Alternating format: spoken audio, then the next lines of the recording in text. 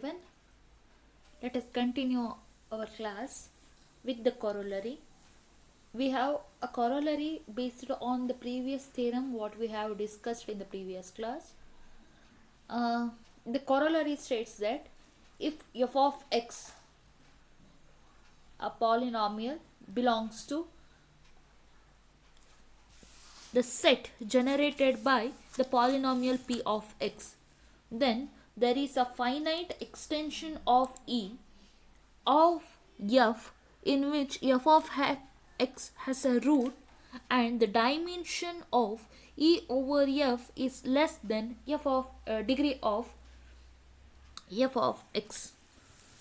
We have the proof for this, which is I think not at all important. The result is only important. Based on the result we can prove the corollary. Easy ಕೂಡ ಇದೆ, ಯಾವುದೇ ರೀತಿಯಾದಂತಹ difficulty ಇಲ್ಲ ಇದರ ಪ್ರೂಫಲ್ಲಿ. F of X ಅನ್ನುವಂಥದ್ದು ಒಂದು ಇರ್ರೆಡ್ಯೂಸಿಬಲ್ polynomial ಇದೆ ಅಂತ ಅಂದ್ಕೊಳ್ಳಿ, ಆವಾಗ ಥೇರಮ್ ಆಟೋಮೆಟಿಕ್ಕಾಗಿ ಪ್ರೂವ್ ಆಗುತ್ತೆ. ಅದು ಸ್ಟೇಟ್ಮೆಂಟ್ ಕೂಡ ಇದೆ, ನಾವು ಪ್ರೂವ್ ಕೂಡ ಮಾಡಿದ್ದೀವಿ. ಅದೇ ಎಫ್ ಆಫ್ ಎಕ್ಸ್ ಅದು irreducible polynomial in f of x, and since f of x is belong to the set generated by p of x, therefore f of x equal to p of x into some function q of x. Function ಹೇಳೋಕ್ಕಿಂತ polynomial ಅದಲ್ವಾ, generated ಆಗಿದೆ ಅಂತಂದ್ರೆ ಅದು multiply ಹಾಕೊಂಡಿರುತ್ತೆ ಆ term. So ಅವಾಗ ಏನಾಯಿತು, degree of F of x is greater than or equal to degree of P of X ಆಯಿತು. Q of x multiply ಆದಾಗ ಎಫ್ ಆಫ್ ಎಕ್ಸ್ ಬರ್ತಾ ಇದೆ ಅಂತಂದರೆ ಇದರದ್ದು ಸಿಂಗಲ್ ಕನ್ಸಿಡರ್ ಮಾಡಿದಾಗ, ಅಂದರೆ ಪಿ ಆಫ್ ಎಕ್ಸ್ ಕನ್ಸಿಡರ್ ಮಾಡಿದಾಗ ನಮಗೆ ಆಟೋಮೆಟಿಕ್ಕಾಗಿ degree of F of X greater than or equal to degree of P of X ಸಿಕ್ತು. Let us consider one root which is A. Then A ಅನ್ನುವಂಥದ್ದು P of ಎಕ್ಸಿನ root ಆಗಿತ್ತು ಅಂತಂದರೆ P of A 0 ಆಗಿರುತ್ತೆ. So ಈಗ ಥಿಯರಮಿನ ಪ್ರಕಾರ ನಮಗೇನು ಬರುತ್ತೆ, statement dimension of E over F is equal to degree of P of X ಅಂತ ಬರುತ್ತೆ. ಹಿಂದಿನ ಥಿಯರಮಲ್ಲಿ ನಾವು ಇದನ್ನು ಪ್ರೂವ್ ಕೂಡ ಮಾಡಿದ್ದೀವಿ. So call this as equation 2 and F of A equal to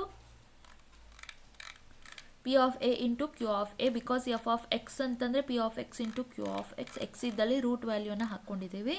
so but that will be equal to 0 ಬರುತ್ತೆ, ಯಾಕೆ ಅಂತಂದರೆ ಪಿ ಆಫ್ ಎ ವ್ಯಾಲ್ಯೂ 0.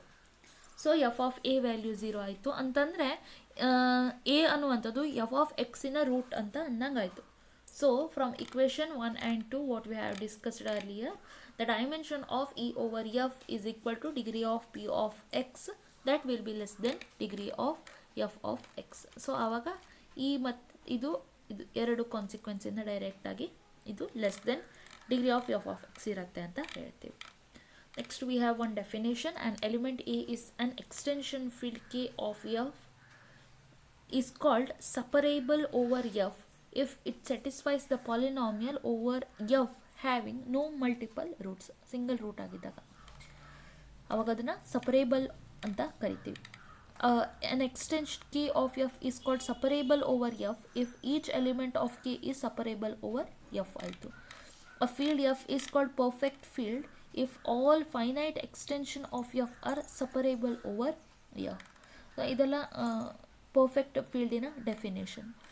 ಒಂದು ನೋಟ್ ಇದೆ ನೋಡಿ, ಎಫ್ ಆಫ್ ಎಕ್ಸ್ ಅನ್ನುವಂಥದ್ದು ಯಾವುದೇ ಒಂದು ಪಾಲಿನಾಮಿಯಲ್ ಆಗಿತ್ತು ಅಂದ್ಕೊಳ್ಳಿ, ಡಿಗ್ರಿ ಎನ್ ಇದೆ, n greater than or equal to 1 ಇದೆ, ಓವರ್ ದ ಫೀಲ್ಡ್ ಎಫ್ ಆಗಿದೆ.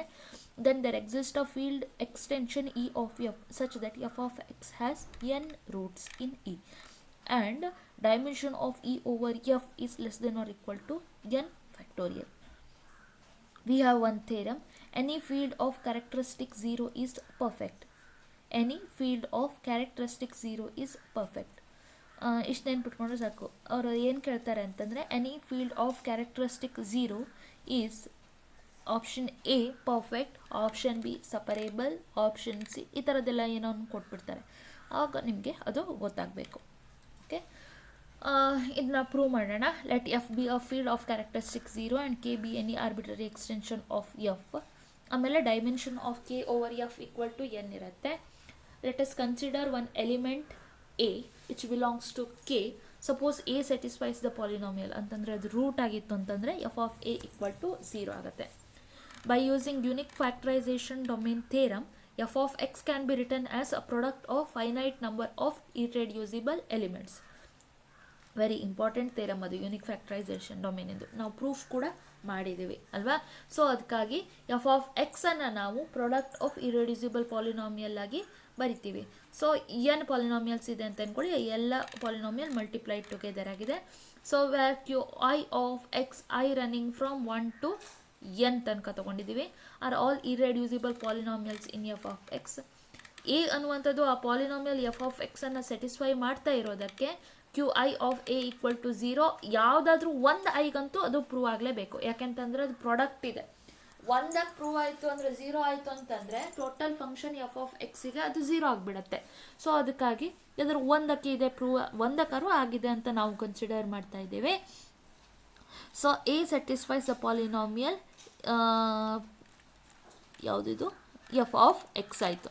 Okay, so since characteristic F of X is a 0, ಆವಾಗ F of X has no multiple roots ಅಂತ ಆಯಿತು. So this implies A belongs to K is separable over f since a is arbitrary.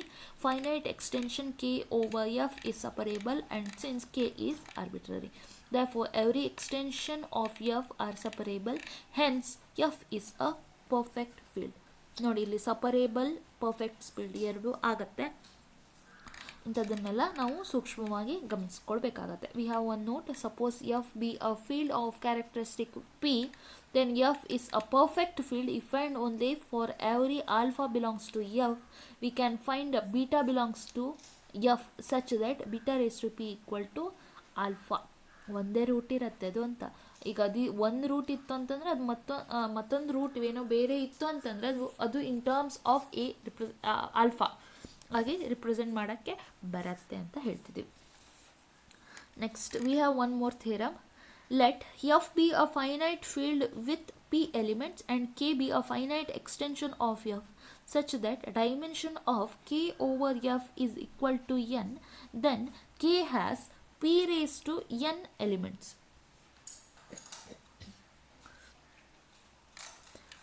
ಇದು ಒಂದು ಕೂಡ ತುಂಬ important ಆದಂತಹ result. F ಅನ್ನುವಂಥದ್ದು finite field ಆಗಿದೆ, ಅದರಲ್ಲಿ ಪಿ ಎಲಿಮೆಂಟ್ಸ್ ಇದೆ. ಕೆ ಅನ್ನುವಂಥದ್ದು ಫೈನೈಟ್ ಎಕ್ಸ್ಟೆನ್ಷನ್ ಆಫ್ ಎಫ್ ಆಗಿದೆ. So dimension of K over F is equal to n ಇತ್ತು ಅಂತಂದರೆ ಕೆ ಅನ್ನುವಂಥದ್ದು ಪಿ ರೇಸ್ ಟು ಎನ್ ಎಲಿಮೆಂಟ್ಸನ್ನು ಹೊಂದಿರತ್ತೆ ಅಂತ ಹೇಳ್ತಿದ್ದೇವೆ. ಸೊ ಪ್ರೂಫ್ ಇದೆ ನೋಡಿ ಇಲ್ಲಿ.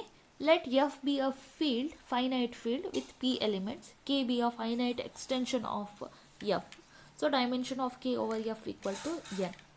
Here k can be considered as a vector of f with dimension n. So vectors we are taking ಅದರ ಈಗ ವೆಕ್ಟರ್ಸನ್ನು ಡಿಫೈನ್ ಮಾಡ್ತಿದ್ದೀರಾ, ಫೀಲ್ಡಲ್ಲಿರುವಂಥದ್ದು ಎಲ್ಲದು ಸ್ಕೇಲರ್ಸ್ ಹಾಕ್ಕೊಂಡಿರತ್ತೆ. ಆವಾಗ ನಮ್ಗೆ ಏನು ಸಿಗುತ್ತೆ, ಈಗ ಒಂದು ಫೈನೈಟ್ ಸ್ಕೇಲರ್ ಸಿಗುತ್ತೆ. ಅದು ಸ್ಕೇಲರ್ಸ್ ಅಂತ ಅಂದ್ಕೊಳ್ಳೋದು ಅದು ಎಲ್ಲಿರುತ್ತೆ, ನಮಗೆ ಫೀಲ್ಡಲ್ಲಿ ಇರುತ್ತೆ.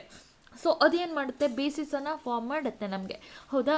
ಸೊ ಅದಕ್ಕಾಗಿ ಈಗ alpha 1, alpha 2, alpha 3, so on up to alpha n ಅನ್ನುವಂಥದ್ದು ಸ್ಕೇಲರ್ಸ್ ತೊಗೊಂಡ್ರೆ ನೀವು ಆವಾಗ A1 alpha 1, A2 alpha 2, A3 alpha 3, so on up to AN alpha n ಏನಾಗುತ್ತೆ ಅಂತಂದರೆ ನಮಗದು ಬೇಸಿಸನ್ನು ಕೊಡುತ್ತೆ. ML ಬೇಸಿಸ್ ಅಂತ ಕೂಡ ನಾವು ಕರಿತೀವಿ. ಸೊ ಇದರಲ್ಲಿ A1, A2, A3, so on up to AN ಏನಾಗಿರುತ್ತೆ ಅಂದರೆ ಅದು ವೆಕ್ಟರ್ಸ್ ಆಗಿರುತ್ತೆ ಅಥವಾ ಎಲಿಮೆಂಟ್ಸ್ ಹಾಕ್ಕೊಂಡಿರುತ್ತೆ. So then the number of elements in K is same as the number of expressions of the form A1 alpha N, alpha 1, A2 alpha 2 plus A3 alpha 3, so on up to plus AN alpha N. But ನಮ್ಗೆ ಗೊತ್ತಿರೋ ಪ್ರಕಾರ F has P elements. ಇಲ್ಲಿ ನಮಗೆ ಎಷ್ಟು element ಬರ್ತಾ ಇದೆ, N elements ಬರ್ತಾ ಇದೆ. So each elements with AI we have P values. So ಪ್ರತಿಯೊಂದು ಎಲಿಮೆಂಟಿಗೂ ಪಿ ವ್ಯಾಲ್ಯೂಸ್ ಇದೆ. ಟೋಟಲ್ ಎನ್ ಎಲಿಮೆಂಟ್ಸ್ ಆಯಿತು. So P raise to N total number of elements ಕೇದಲ್ಲಿ ಇರುತ್ತೆ ಅಂತ ಸಿಗುತ್ತೆ. This is the theorem. Next we have one definition. Prime subfield.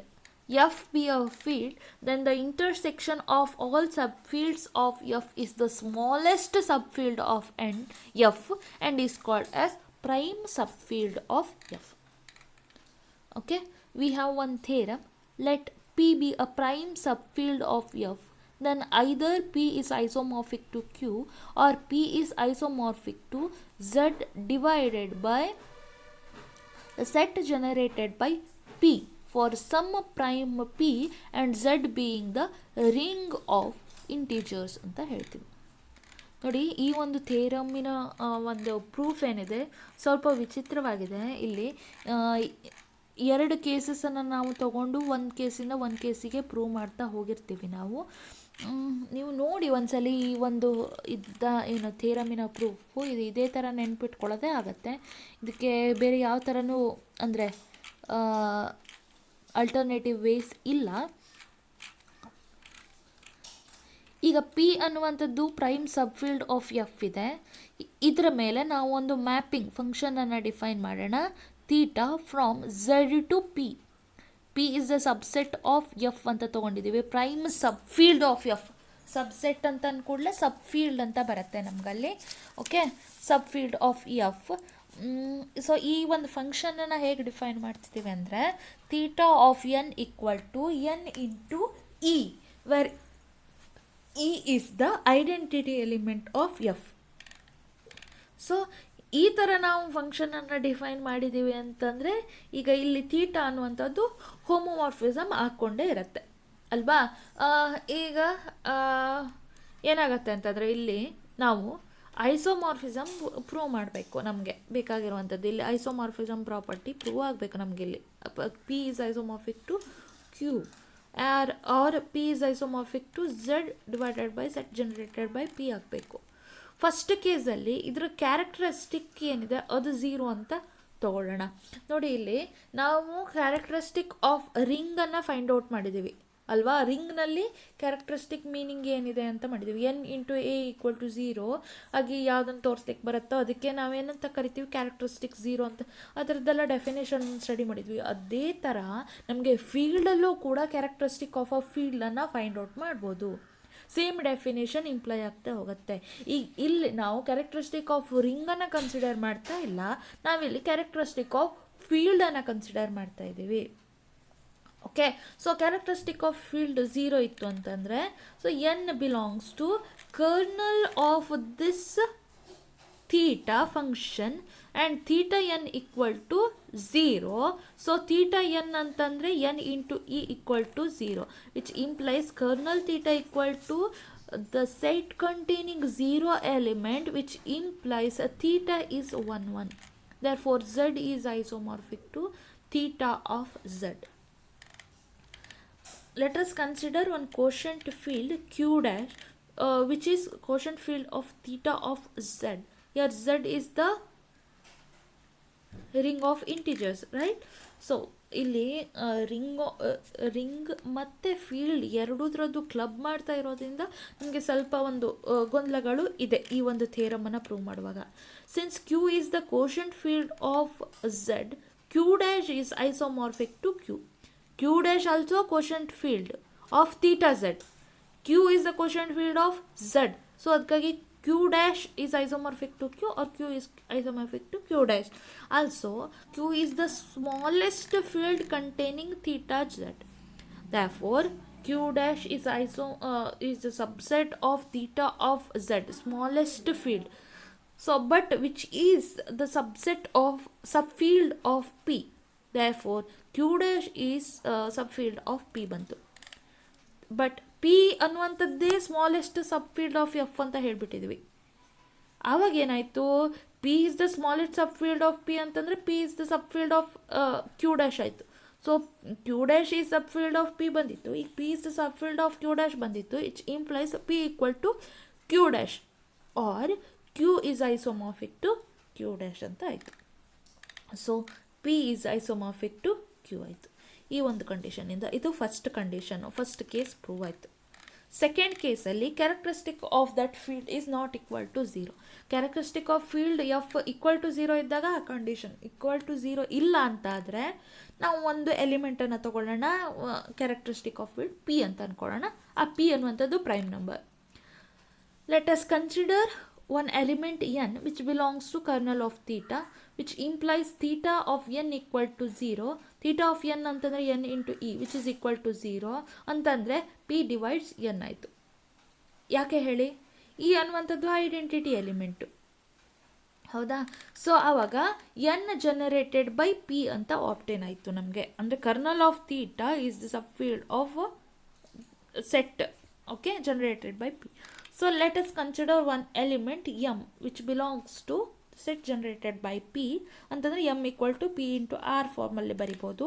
So theta ಎರಡು ಕಡೆ ಅಪ್ಲೈ ಮಾಡ್ತೀರಾ. Theta m equal to theta of P R. Theta of P R ಅಂತಂದರೆ P R into E. Theta of N ಅಂತಂದರೆ N into E. ಅದಕ್ಕೆ so P R into E ಅನ್ನು ನಾವು P E R E ಆಗಿ ಬರಿಬೋದು, because E is the identity element. But P E ಅಂತಂದರೆ zero. So theta of M equal to zero ಬಂತು ನಮಗೆ. Okay, therefore m belongs to kernel of theta, therefore m is belongs to set generated by p, which implies m belongs to kernel of theta. ಇದು ಎರಡು ಒಂದು ಕಂಡೀಷನಿಂದ ನಮ್ಗೆ ಏನು ಸಿಗುತ್ತೆ ನೋಡಿ. M belongs to set generated by P ತೊಗೊಂಡಿರೋ M belongs to kernel of theta ಬರ್ತಿದೆ ಅಂತಂದರೆ ಎಮ್ ಈ set generated by P is sub field of kernel of theta ಬಂತು. ಸೊ ಈಗ ಈ ಸಿಕ್ಕಿರುವಂತಹ ಎರಡು ಕಂಡೀಷನಿಂದ, ಇದು ಮತ್ತು ಈ ಎರಡು ಕಂಡೀಷನಿಂದ ನಾವೇನು ಹೇಳ್ಬೋದು, ಇದೆರಡು ಒಂದಕ್ಕೊಂದು ಈಕ್ವಲ್ ಇದೆ ಅಂತ ಹೇಳ್ಬೋದು. ಆದರೆ ನಾವು ತಗೊಂಡಿರೋ ಪ್ರಕಾರ theta is the function from Z to P. P is the sub field of f is 1 1 and homomorphism which implies z divided by kernel of theta is isomorphic to theta of z. So z by kernel of theta ಅಂತಂದರೆ set generated by p is isomorphic to theta of z. So clearly theta of z is the subfield of p is subfield of f, but p is the smallest subfield of f ಇರೋದಕ್ಕೆ p is the subfield of theta of z ಆಯಿತು. So theta of z equal to p ಅಂತ ಬಂತು. So ಈಗ ಈ ಒಂದು condition ಮತ್ತು ಈ ಎರಡು ಕಂಡೀಷನ್ನಿಂದ ನಾವು ಏನು ಹೇಳ್ಬೋದು, ಥೀಟಾ ಆಫ್ ಝೆಡ್ ಇದ್ದಲ್ಲಿ ಪಿ ಅಂತ ಸಬ್ಸ್ಟಿಟ್ಯೂಟ್ ಮಾಡ್ತೀವಿ. Z divided by set generated by P is isomorphic to theta of Z ಅಂತಂದರೆ that is the proof for the theorem. Next we have one definition, splitting fields. Let K be any extension of a field f, and suppose f of x belongs to capital F of x can be expressed as the product of linear factor of K of x, that is f of x equal to x minus a1 x minus a2 so on up to x minus an into c, where c equal to f, c belongs to f and ai belongs to k, I running from 1 to n. Then we say that f of x is splits up in k of x, and k is called as the splitting field of f of x over f. That is the definition of splitting field. In other words, we can tell that let f of x be any polynomial of degree n greater than or equal to 1 over a field f, then a field extension E of f is called a splitting field of f of x if f of x can be factored into n linear factors over E. So we have one note, K is called minimum splitting field of f of x over f if f can be expressed as a product of linear factors in K of x and it cannot be cofactored. ಮತ್ತೊಂದ್ಸಲಿ split ಮಾಡಲಿಕ್ಕೆ ಬರಲ್ಲ, ಮತ್ತೊಂದ್ಸಲಿ factors ಆಗಿ reduce ಮಾಡಲಿಕ್ಕೆ ಬರಲ್ಲ over any proper subfield of K. Thus in the above case f of a1 a2 so on up to an is the minimum splitting field of f of x ಅಂತ ಹೇಳ್ತಾರೆ. Okay, so this is about the class. ಇಲ್ಲಿವರೆಗೆ ನಮಗೆ ಸಿಲೆಬಸ್ಸಿಗೆ ಬೇಕಾದಂತಹ ಅಂದರೆ ಏನೇನು concepts ಇತ್ತೋ theorems ಇತ್ತೋ ಅದನ್ನೆಲ್ಲವನ್ನು ನಾವು ಸ್ಟಡಿ ಮಾಡಿದ್ದೀವಿ. ನಮ್ಮದು ಸಿಲೆಬಸ್ ಇಲ್ಲಿಗೆ ಕಂಪ್ಲೀಟ್ ಆಗಿದೆ. ನಾವು ಮತ್ತಷ್ಟು ಕ್ವಶನ್ಸನ್ನು, ಮಲ್ಟಿಪಲ್ ಚಾಯ್ಸ್ ಕ್ವಶನ್ಸನ್ನು ನೆಕ್ಸ್ಟ್ ಕ್ಲಾಸಿಂದ ನಾನು ಪ್ರೊವೈಡ್ ಮಾಡ್ತಾ ಹೋಗ್ತೀನಿ. ಮತ್ತಷ್ಟು ಬೇಕಾದಂತಹ ಕಾನ್ಸೆಪ್ಟ್ಸು, ಈಗ ಇದು ಏನಾಗಿತ್ತು ಅಂತಂದರೆ ಇಲ್ಲಿ ತನಕ ನಾವು ಸ್ಟಡಿ ಮಾಡಿರೋದು ನಮಗೆ ಈ ಒಂದು examination purpose lengthy discrete paper ಇದ್ದಾಗ ಯಾವ ಥರ ಮಾಡ್ತಿದ್ವೋ ಅದಕ್ಕೆ ಸಫಿಷಿಯೆಂಟ್ ಆಗಿರೋದನ್ನು ಎಲ್ಲದನ್ನು ನಾನು ಪ್ರೊವೈಡ್ ಮಾಡಿದ್ದೀನಿ ಇಲ್ಲಿ ತನಕ. ಈಗ ನೆಕ್ಸ್ಟ್ ಕ್ಲಾಸಸ್ಸಿಂದ ನಾನೇನು ಮಾಡ್ತೀನಿ ಅಂತಂದರೆ ನಿಮಗೆ ಈ ಮಲ್ಟಿಪಲ್ ಚಾಯ್ಸಸ್ ಕ್ವಶನ್ಸ್ ಕವರ್ ಮಾಡಲಿಕ್ಕೆ ಯಾವ್ಯಾವ ರೀತಿಯಾದಂತಹ ಹಿಂಟ್ಸು, ಲಾಜಿಕ್ಸು, ರಿಸಲ್ಟ್ಸು ಬೇಕಾಗತ್ತೋ ಅದನ್ನೆಲ್ಲವನ್ನು ಕೊಡ್ತಾ ಹೋಗ್ತೀನಿ. ಓಕೆ, ನೀವು ಅದನ್ನು ಕ್ಯಾರಿ ಮಾಡ್ತಾ ಹೋಗ್ಬೋದು. ಅದೆಲ್ಲವೂ ಕೂಡ ನಮಗೆ ಈಗ ಮಾಡಿ ನಾವು ಥಿಯರಿ ಪಾರ್ಟ್ ಏನು ಕಂಪ್ಲೀಟ್ ಮಾಡ್ಕೊಂಡಿದ್ದೀವೋ ಇದ್ರ ಬೇಸಿಸ್ ಮೇಲೆ ಇರುತ್ತೆ. ಯಾವುದಾದ್ರು ಒಂದು ಪಾಯಿಂಟ್ ಇನ್ನೂ ಅವಶ್ಯಕತೆ ಇತ್ತು ಅಂತಂದರೆ ಅದನ್ನು ಕೂಡ ನಾನೀಗ ನಿಮಗೆ ಹೇಳ್ಕೊಡ್ತೀನಿ ನೆಕ್ಸ್ಟ್ ಕ್ಲಾಸಸ್ಸಿಂದ. ಸೊ ನೆಕ್ಸ್ಟ್ ಕ್ಲಾಸಸ್ಸಿಂದ ಪ್ರತಿದಿನ ನಿಮಗೆ ಮಲ್ಟಿಪಲ್ ಚಾಯ್ಸ್ ಕ್ವಶನ್ಸು ಪ್ರೊವೈಡ್ ಮಾಡ್ತಾ ಹೋಗ್ತೀನಿ. Okay, let us continue with that session from next class.